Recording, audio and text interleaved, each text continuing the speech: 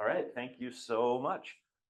Good turnout. I was thinking, March in Ely, it might be a little light, but it's pretty good turnout. I thank you all for coming.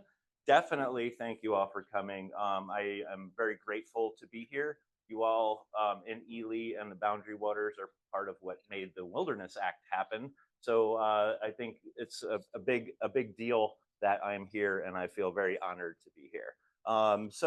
My presentation today is From Red Rock to Boundary Waters, the Fight for America's Wilderness. I saw like a ton of similarities between what's going on with Boundary Waters and what goes on in Utah with wilderness threats. So I'm just going to get right into it. My community announcement is I'm going to be at the Boathouse tonight at 6. So if anybody wants to join me for a beer or a burger or something like that, feel free to come on in. We can talk further about Utah because I can talk about this stuff all day. So, all right, let's get into it. What did I do? I pressed the wrong button. Had to be one of those TV buttons. Sorry, I'm breaking things already. Cool, thanks. I'll try to keep my finger on the right spot. Okay, so once again, my name is Chris Riccardo. I am, oh, is it a little, oh, perfect. So Chris Riccardo is my name. I am the Midwest field organizer from the Southern Utah Wilderness Alliance. I am based out of Chicago, and I kind of travel the Midwest doing things like this, talking to folks like y'all, getting you aware of what's going on. A lot of you already know what's going on, I would imagine. I've been leading volunteer restoration projects in Utah for about 20 years. That kind of led me to SUWA. SUWA is Southern Utah Wilderness Alliance, so I'll try to let you know when I'm talking acronyms. We'll try to hold our questions till the end, but if you need to know something right away and you're prone to forget what that question might be, feel free to raise your hand and we'll get to you. Make yourself comfortable. If you need to get up and use the washroom, feel free. I'm not going to be offended. If you have to leave early to go do something, I'm not going to get offended. Feel free to do what you need to do. Be comfortable. If I'm not speaking loud enough, tell me to speak up.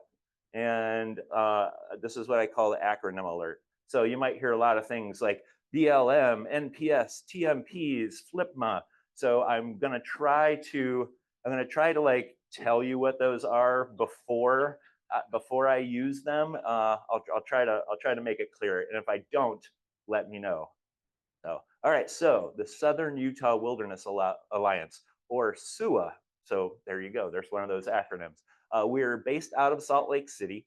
We have an office in Moab. We have an office in DC because we need to be close to where the policies are made.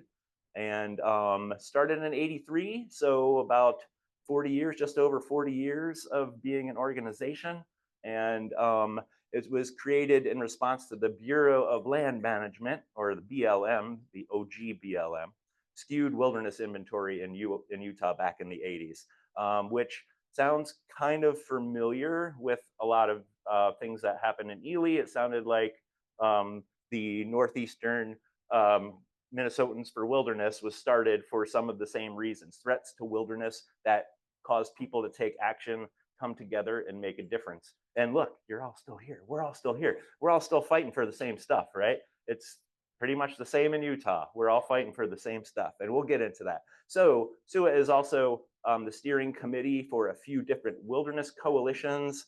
The Utah Wilderness Coalition, which is, we're partnered with the Sierra Club and the Natural Resource Defense Council.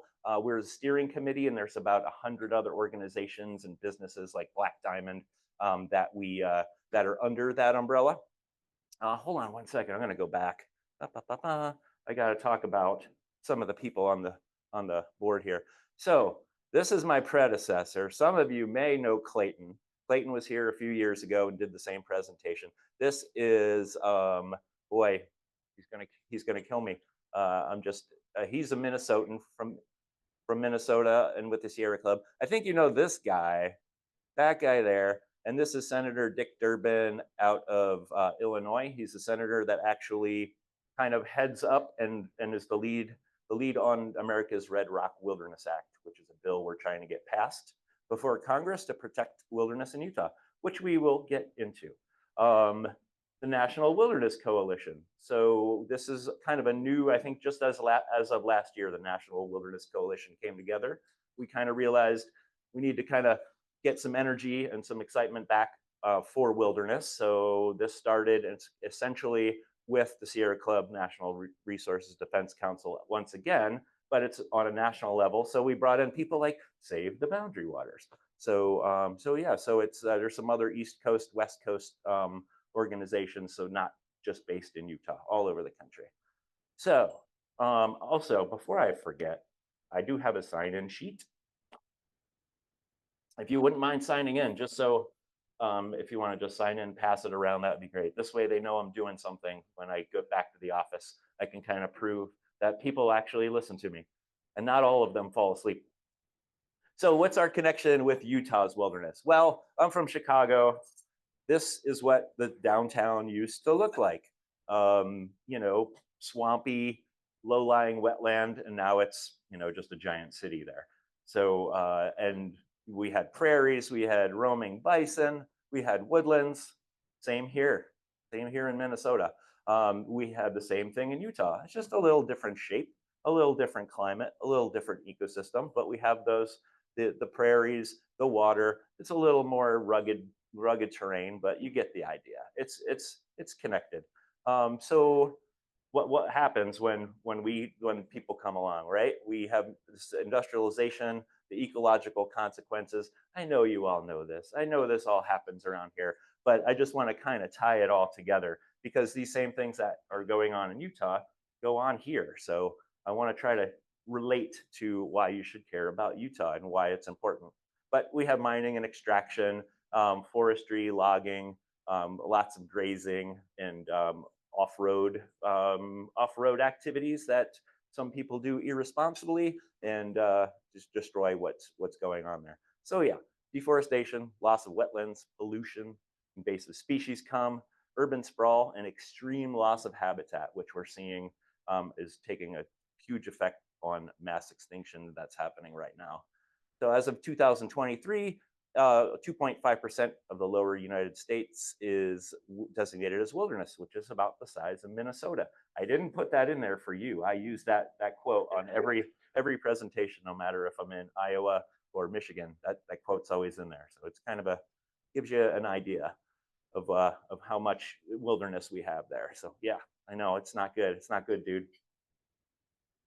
So I love this quote from the Center of American Progress, a report they did. A football field's worth of natural lands disappears to development in the United States every 30 seconds. That's pretty astounding.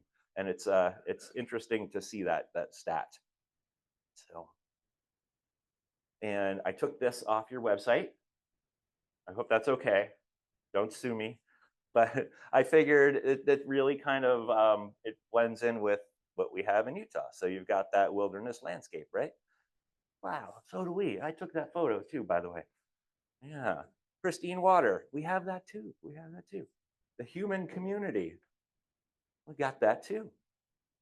Wilderness, wildlife, and habitat. There's our friend. We got a point over there. The desert tortoise. The living laboratory. Grand Staircase Escalante National Monument, if you've heard of it, I'm not sure.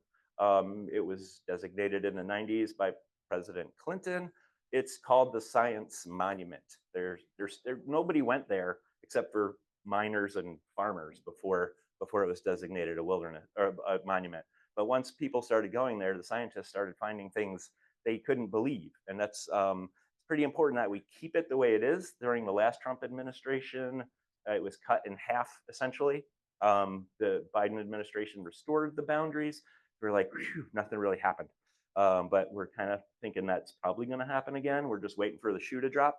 But they think that it may be one of the largest deposits of dinosaur fossils in the world. They're just starting to find this out. So in Henryville, I believe, they've discovered over 640 species of bees alone in the monument. 660, I think it's 640 species of bees just in the monument, which is more than east of the Mississippi in total. So some cool stuff they're finding out there. So we want to keep that scientific value pristine the way it is. And wilderness values, as you know, as we know, we want to save it for the future. So yeah, I know. Thanks, Captain Obvious. But I like to say, and I like to try to make it hit home that we're all connected. What happens in Utah could happen here in the Boundary Waters. When those Canadian fires were going on, I know you all probably had it a lot worse than us because you're so much closer. But in Chicago, in Indiana, the smoke was keeping people from going outside. So you know, these things know no borders. Our man-made borders are they're not paid attention to by these situations with climate change, clean water. So I like to say we're all connected because we're all kind of dealing with the same thing. We're all one. And I also, before we start talking about America's public lands, I just want to acknowledge that these were home to many people for time immemorial before we were here. So I'm not going to try to speak for the tribes. I'll probably mention some things about them, but I'm not going to go into too much detail because I don't know enough about it and I don't want to do it a disservice. But the indigenous stewardship of the land, I'm reading Braiding Sweetgrass right now. So if you haven't read that, it's very cool. It's like the modern day Desert Solitaire, if you're familiar with that. So people belong to the land. Humans should live with ethical reciprocity with nature. So not taking more than you need, only taking what you need, leaving some for animals and for nature, for letting things come back, and not taking it all and leaving it wasted. And many indigenous communities continue to follow these cultural and religious practices even today. So, okay, now we can talk about America's public lands. I'm sure you all know a ton about this, but I'm just going to give you a refresher. And this way, if you don't know, you're going to learn a little something today. So America's public lands, this land is your land, right? Like the song, we all know that song. So these are federal lands that are owned, administered, and managed by the government. So like our Forest Service friend in the audience, he's one of those people. So like your national parks, your national monuments, most things with national in front of them, national wildlife refuges, fish and wildlife, things like that. Utah politicians often try to introduce legislation that would create a bad precedent for public lands. And Utah's kind of cuckoo for Cocoa Puffs over public lands because we'll talk about why, but Utah's kind of ground zero for weird public land things. So public lands in Utah, there's around 35 million acres, or 65% of the state. In the whole US, about 28%, or 640 million acres. You can see there's not a ton in the Midwest. It's mostly out west where the stuff was, or where it is, I should say. And so national parks, we'll kind of talk about the differences between these designations. National parks takes an act of Congress to designate, and we know how Congress works. Takes a really long time, right? So it's kind of also conflicting purposes where you're saving an area, you're protecting an area, but you're also creating infrastructure for people to come and visit, which is great. And we need that. People need that. We need access. We need accessibility. But at the same time, it's kind of taking away some of the areas they're trying to protect. So like you can, like on the photo here, it's like you get the big traffic lines. They have to build a gift shop and a visitor center and a coffee shop, things like that. National monuments, on the other hand, are kind of like the little brother or cousin of a national park, and that can be proclaimed by the president under the Antiquities Act. So the president doesn't have to ask anybody. He just takes it upon himself to sign it into being a monument, to that designation. So he does not need the approval of Congress. And they're also, you have a question? You have a question? Yeah. Oh, okay. I'm just stretching your fingers. All right, cool. I'm on the lookout just in case.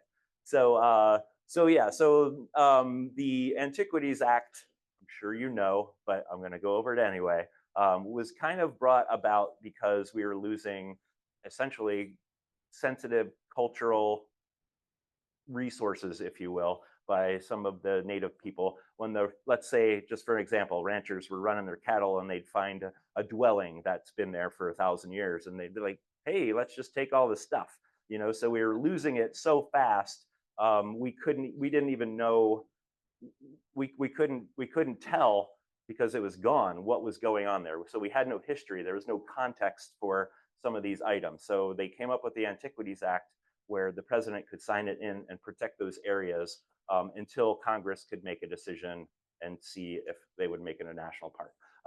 Let's see.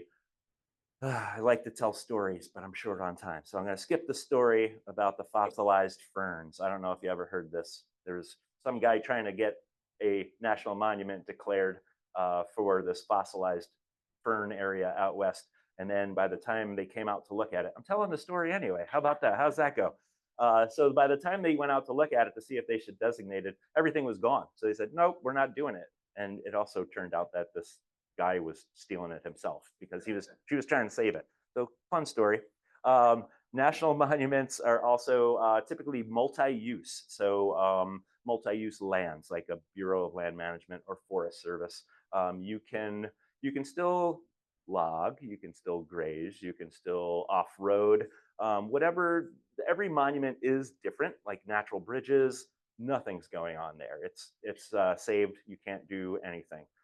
Places like Grand Staircase are newer. There was existing leases there. There was already grazing and mining and things happening and extraction. So they're letting that stay. I don't know if they can renew the lease when it expires, but it is happening on the monument. But they're also closing down areas. I don't want to say closing down areas, but restricting other areas from anything new happening. So we do have some protection. Also, in national parks and monuments, you can have designated wilderness inside a national park or in a monument. So what is wilderness? Hey, look at that guy. What is wilderness? A wilderness, in contrast with those areas where man and his own works dominate the landscape, is hereby recognized as an area where the earth and its community of life are untrammeled by man, where man himself is a visitor who does not remain. From the Wilderness Act of 1964. Very cool bill. If you ever get a chance to read it, I suggest it. It's actually kind of beautifully written. I always say if there's a checklist for wilderness, there actually is a checklist for wilderness. So it's typically 5,000 acres. That's just a guide. Does anybody know what the smallest wilderness is? All right, cool. No, I know. It's 4 acres. It's called Pelican Island in Florida, and it's just it was just declared that for some pelicans. So kind of cool. It's roadless, so there's no constructed, maintained, or regularly used ways. I don't like to call them roads. I just like to call them ways to get somewhere. Roads sounds different. So regularly used ways. They're natural, appears to have been affected primarily by the forces of nature. Educational and scientific value, and historical or cultural value are all the things that kind of designate wilderness. It's the checklist. You're going to look for wilderness. These are the things you're going to look for. And the Wilderness Act just hit 60 years. So happy birthday, Wilderness Act. That was last year, actually. But it's still 60 years. So I put together a little chart, kind of like when you're buying a cell phone. You can look at your different options, and in a national monument, you can have all these things: mechanized travel, development, extraction, logging. Not all of them, just depends on the monument. A national park, you can have a few of those things, but you can't have all of them. And a wilderness, that's the key, is you can't have any of those things. So, so that's what's special about wilderness. There's none of those things that make the important places go away. And that's what we're trying to save out here too in Ely, in the Boundary Waters. So what's the deal with Utah anyway? This pretty much sums it up. We say this is our land, but developers and the Utah politicians say this land is my money. That's kind of what it boils down to. All right, now we're going to get into some of the nitty gritty, and then I promise it'll get a little more exciting after this. But the Utah wilderness movement came about in in 1976, the Federal Lands Policy Management Act, or FLPMA, came to be, which required the BLM, Bureau of Land Management, to survey all the lands, all the public lands in Utah, and kind of designate, or at least identify, which ones had wilderness characteristics. Let's see. The FLPMA Act also declared these areas for multiple uses and sustained yield. And the difference there is they wanted to, before FLPMA, things kind of went slightly unchecked. There was overgrazing, overlogging, things like that. And they figured, hey, we had better pay a little more attention and make sure we don't use all this stuff up so there's more for the future. Citizens got involved. There was a lot of public outcry in the 70s. Activists were speaking their minds, and it actually allowed the citizen voice to be incorporated in the planning of these areas. So public comment came to be. Let's see, out of 23 million acres of BLM land in Utah, the BLM only identified 2.5 million acres as wilderness. And what they would do is they would make these into wilderness study areas. They couldn't make them wilderness because Congress has to do that. So they would make them wilderness study areas. And so those areas would be kind of protected until Congress decided what they wanted to do with them. The thing was, back in the 80s when this stuff was going on, most of those Bureau of Land Management people that were out there doing it were kind of like the locals, you know, so their uncle might be the rancher, their uncle might be the coal miner, you know, so it was very skewed on what they deemed as wilderness. And on the other hand, there were newer, younger, you know, kids coming into the BLM from not Utah, and they were saying, hey, all this place is wilderness. And so there was a little bit, those newer folks who weren't from Utah kind of knew what was going on, so they spoke up a little bit about it. They would go back and say, all right, this area, we checks all the boxes for wilderness, put it on the boss's desk and leave. And the next day, things were crossed out, things were whited out, these like for real, so they wouldn't be put into a wilderness study area. And that way they'd be still open for the grazing and the mining and things like that. So word got out. Someone from DC flew in and said, hey, we know this is all screwed up. We're going to go back to DC and tell our bosses they have to redo the inventory. So before that could happen, there was an election and President Reagan was elected and all those people got fired. So it sounds very familiar. Sounds kind of familiar. So it took a little while for anything to happen. So that's when SUWA said, hey, we're gonna like get together some ex-Bureau of Land Management folks, some Sierra Club folks, some just people who love wilderness all got together and did their own inventory. Believe it or not, they went out and walked the land and wrote an inventory. They published it, and actually the BLM out in Utah uses it today. They're using our inventory for their planning. So yeah, Utah becomes ground zero for public land battles because people out there were there before the federal government was there, if that makes any sense. People were trying to get away from the government.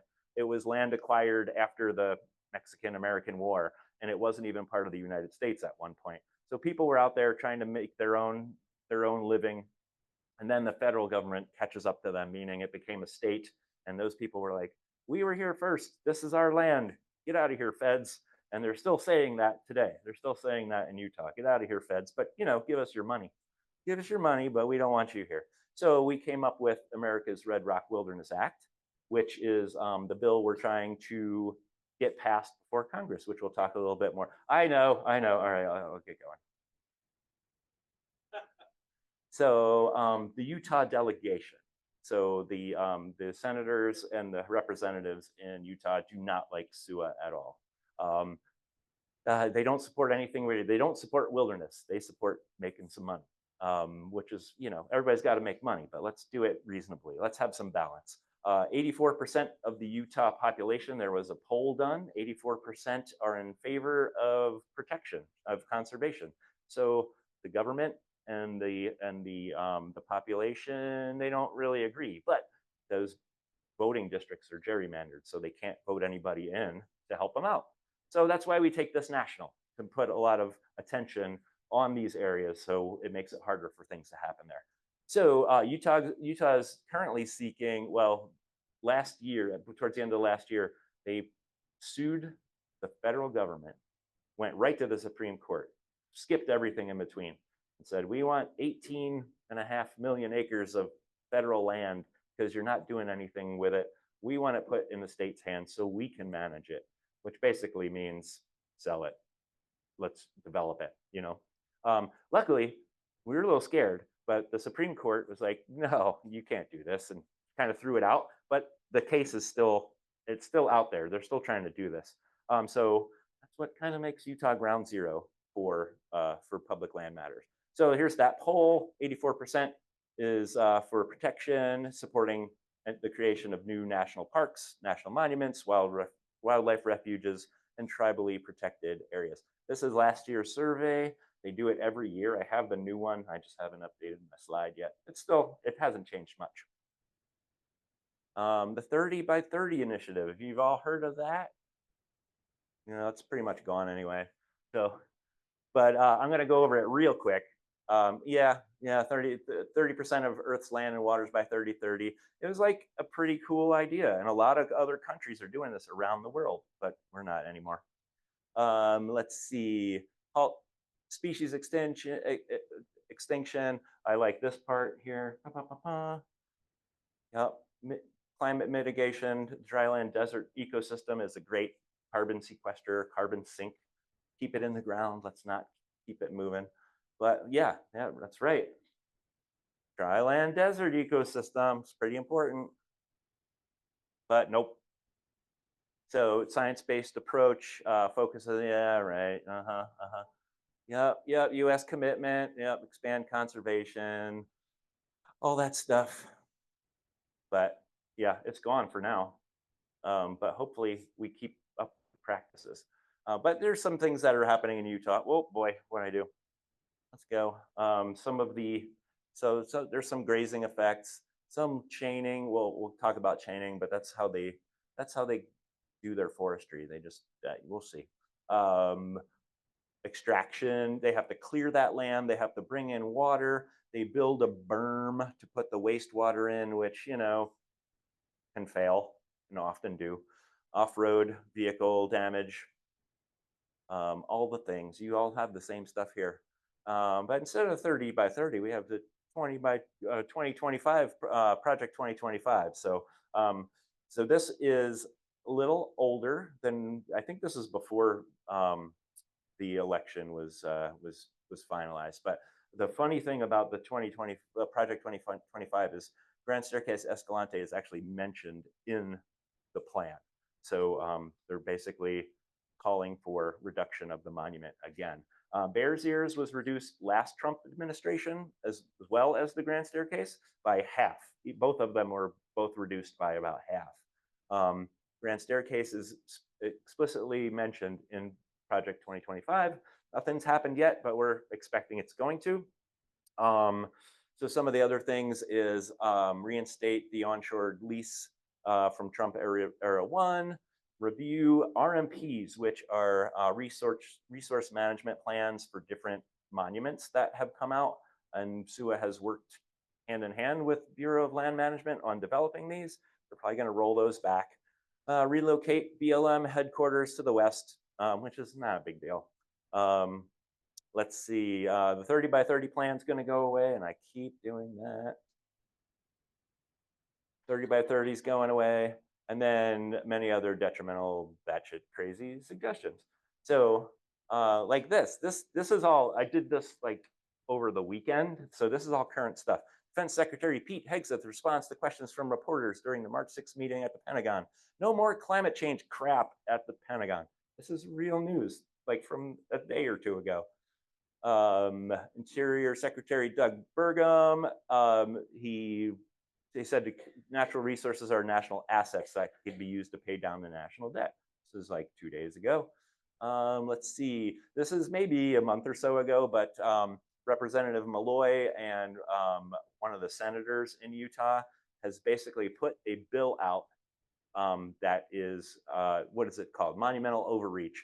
So it would basically take away the Antiquities Act, the power of the president to designate someplace a monument with the Antiquities Act, using the Antiquities Act. So essentially, if you remember back from the beginning of the program, the Antiquities Act, the president could just sign something into being without Congress's consent at all. If you want a national park or a wilderness area, all right, that's never happened. That's never happened. It looks. Is it a weather alert? Hey. Okay. All right.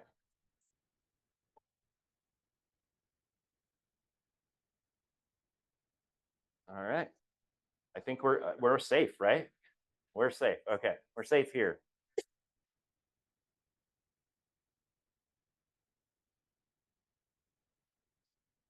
All right, so we're good. I'm going to continue just to be respectful of your time. Let's see. So the Utah Republicans' bill aims to alter the Antiquities Act and hand that authority to Congress. So that doesn't even make sense. The Antiquities Act was put in place to avoid that congressional approval. So when things are disappearing and we need to protect something right away, the president could do it on his own without Congress. So they're saying Congress should have a say in it. So it's like, what's the point? Anyway, so we're watching that because, yeah, as you can see, there's a lot of things at risk that could be lost. All right, so I'm going to keep going. Let's see. The Fix Our Forest Act, as this says from the Climate According to Life, it's not what it seems to be. It's a bill to kind of help out and mitigate forest fires. I'm not, okay, why am the Utah guy talking about like the California problem? It's not just the California problem, number one, but what they want to do is they want to allow mechanized, let's say, thinning in wilderness areas. So that really goes against the Wilderness Act. So we're trying to be very cognizant of what's going on in these bills because they could come back and haunt us later for the things that we think are important. Not that we don't think mitigating wildfires is important, but so we just don't want, if you start chipping away at the foundation, then the whole house could fall. So we're watching that. So false premises undermines the environmental protections. It weakens the Endangered Species Act and NEPA. Let's see, it limits public input and judicial review. It focuses on short-term interests, so prioritizing logging as a solution. So large-scale logging, including clear cutting, can increase wildfire risk, yada, yada, yada. Ongoing opposition. So a bunch of us organizations have signed many letters saying we oppose this. But here's the thing. It looks good to a lot of people, and especially people out west who are having problems with wildfires because their constituents vote them in and they're like, we don't want any more wildfires. And they're like, okay, we'll sign this bill, even though they're just doing it kind of uneducatedly. So yeah, we're watching that one. And I want to bring it to your attention too. That doesn't, it's not specific to Utah, but it's specific to wilderness. And this was just 3/16. What was that? 2 days ago. Late night Trump order is unlawful under the 1906 Antiquities Act. So President Biden had designated 2 new national monuments, Chuckwalla, and the other one's so new, I don't even know how to pronounce it yet. Satitla Highlands National Monuments. It sounds like those are going to go away. So I don't think it's finalized, but this came in Friday and there's more buzz about it even today. So yeah, lots of fun stuff happening right now. So in Utah specific, like I said, Bears Ears and Grand Staircase Escalante. If you're not familiar with the parks, Bears Ears was an area, you may have heard of Grand Gulch, Cedar Mesa. It was an area of extreme cultural significance for the indigenous people in the area. Many tribes thought of this as their homeland and the sacred land. So they were trying to get it designated as a monument. So they were trying individually as different tribes, like the Navajo, the Hopi. They're trying on their own to get these places designated as a monument. Someone had the brilliant idea of joining together and making a coalition. So the Bears Ears Intertribal Coalition was formed. 5 different tribes in the area, and they made it happen with President Obama. At the end of Obama's term, he designated it a national monument. First Trump administration cut it in half-ish, and same with Grand Staircase. Grand Staircase has been a monument for like 20 years. We talked about that science monument. The place has been protected, most of it, for 20 years. So there were drastic changes. The Escalante River used to just be overrun with cattle. It was a dust bowl. Now you go in there and it's beautiful cottonwoods and willows, and it's a great place to hike, and it's a beautiful area. So after 20 years, they took that protection away. Not on all of it, but they cut it up, and it was at risk of a lot of bad things, but nothing really happened. That's the thing with these places. They're so far out in the middle of nowhere. If you were going to have an oil well, you're going to have to build a road. You're going to have to bring in water. You're going to have to bring in electricity, coal, same thing. There's a place in Grand Staircase called the Kaparowitz Plateau. It's a big plateau in the middle of the monument. It's full of coal, but they know it's there, but no one ever went after it because it's so hard to get to.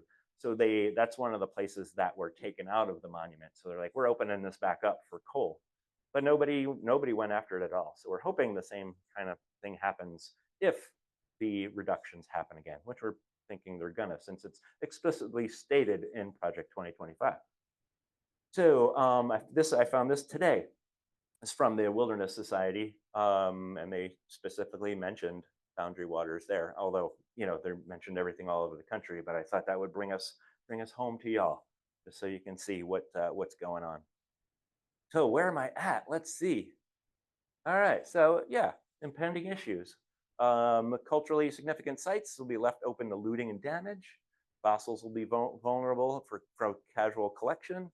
Plants in the broader ecosystem will be in danger of all the things that make them go away.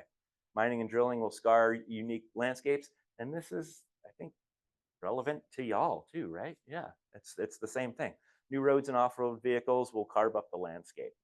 So those are some of those things that we're trying to protect in all these areas, boundary waters, canoe area included. Let's see. So this is a good one. So I don't think you do that here. I don't think you do this here in Minnesota.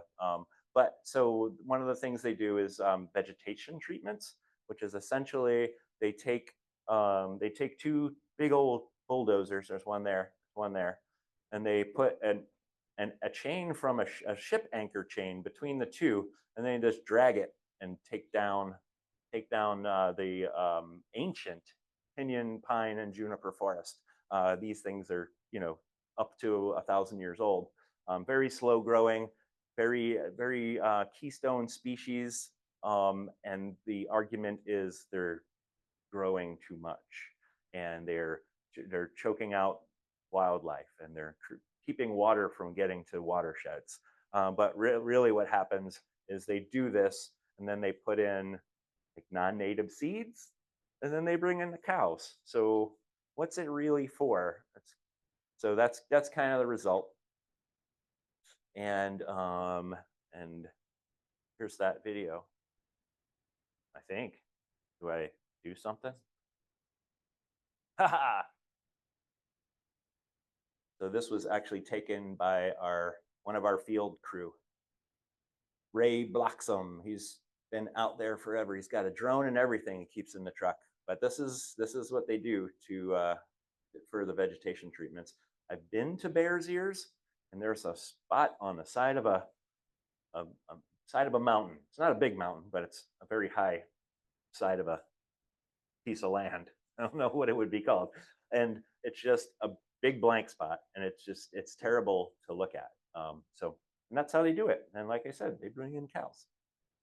So America's Red Rock Wilderness Act. I mentioned that a little bit before. This is the bill we're trying to get passed before Congress, which will protect over 8 million acres of public lands as wilderness. So these are those areas that SUWA, when they first started out, they went out and identified as wilderness areas. So we're trying to get those lands protected. So this act we're taking it national, trying to get senators and representatives to sign on and co-sponsor the bill. But oh man, it's not the 118th Congress anymore. So yeah, it's sponsored by Senator Dick Durbin and Melanie Stansbury of New Mexico. In the 118th Congress, we had 22 co-sponsors in the Senate and 86 co-sponsors in the House. But now we start at 0 because it's the 119th Congress. I didn't know before I got this job that every 2 years there's a new Congress and every bill has to get reintroduced. So we're literally just about ready to introduce, I think either this week or next week, but we already went to DC a couple weeks ago with about 50 folks like y'all from different states, and they went and had meetings with their members of Congress. And the bill's not introduced yet, but we already have a handful of co-sponsors. So so that's pretty cool. And who's your new representative? Morrison? Morrison. So Libby from Save the Boundary Waters, she came out with us to DC and she went to a meeting and said, hey, you should co-sponsor this bill. Told them all these things, reasons why, kind of like I'm talking to you. And she's an original co-sponsor. So she already co-sponsored the bill. Pretty cool. So yeah, so this is the old version. Hasn't changed much. A little bit of acreage has changed out. That's why we just say over 8 million now, not 8.4. Anyway, so cool thing. It's not only being co-sponsored and endorsed by senators and representatives, but the Hopi tribe has endorsed the bill. The Navajo Nation has endorsed the bill, and just recently the Zuni tribe has also endorsed the bill. If you remember, the Bears Ears Tribal Coalition is 5 different tribes. These are 3 of them. So it's not just like, they're not just saying, hey, we like this. They've actually prepared a document, signed it, and brought it to Washington to let Washington know that they're in support of this. Another cool thing about the Bears Ears Tribal Coalition, 5 tribes, they didn't necessarily all get along. So there's a long history of things where some of these tribes didn't get along with each other, but they put their differences aside to create this coalition. So pretty special. So this is pre-1995, the original wilderness inventory that was skewed. This is what we got. All those green areas were from the BLM wilderness study areas, the wilderness inventory. And the pinkish purple areas are national parks, monument, recreation areas. So that's where we started. And now today, yeah, so these areas, if they are not wilderness now, they may be wilderness study areas or conservation areas. So we've made some progress. So as you can see, so like, all right, for example, this brown area here, that was like, yeah, wilderness study area, not wilderness. Now it's wilderness. It's designated as wilderness. So we've made some strides.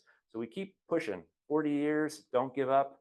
It's a long fight, but this is where it gets us. Even though it looks grim, it looks bleak, especially right now.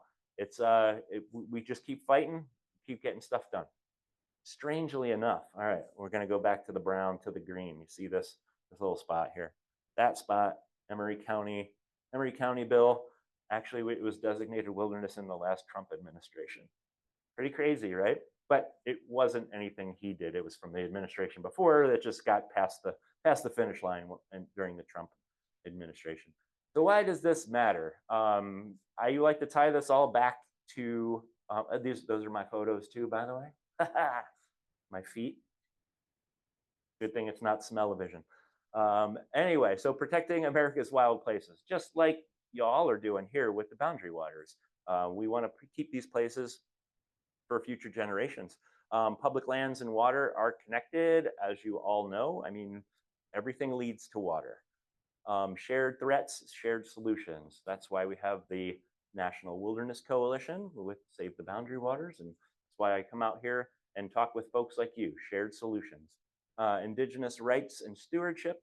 I don't know a lot about the Minnesota tribes, but I'm sure I know there are many that are important, and as they should be. Recreation and wilderness legacy. We want to keep the wilderness around so we can enjoy it, right? And climate resilience and clean water, as we said, these places sequester carbon, keep carbon in the ground, not in the air where we don't want it, which, makes climate change. And a united voice matters.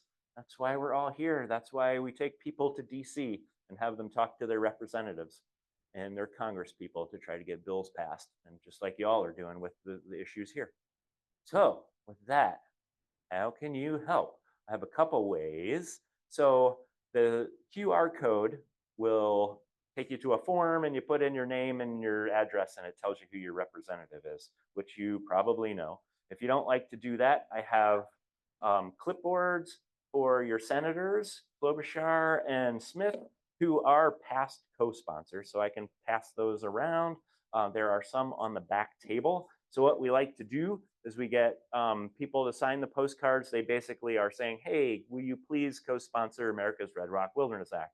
And then when we have these meetings, we like to bring them a big old stack of postcards to show them that the people in there that are voting them into office care about this movement and are showing them that they appreciate their past co-sponsorship if they have been. So, so you can scan that. That's going to stay up consistently. Like I'll have it on the next few slides.